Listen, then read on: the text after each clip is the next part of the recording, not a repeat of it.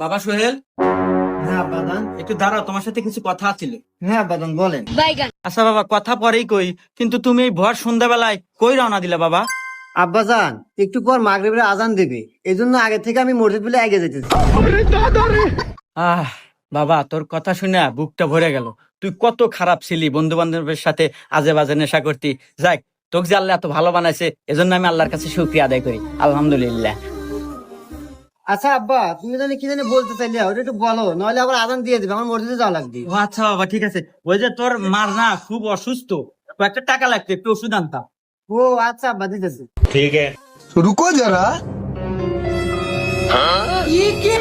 खत्म।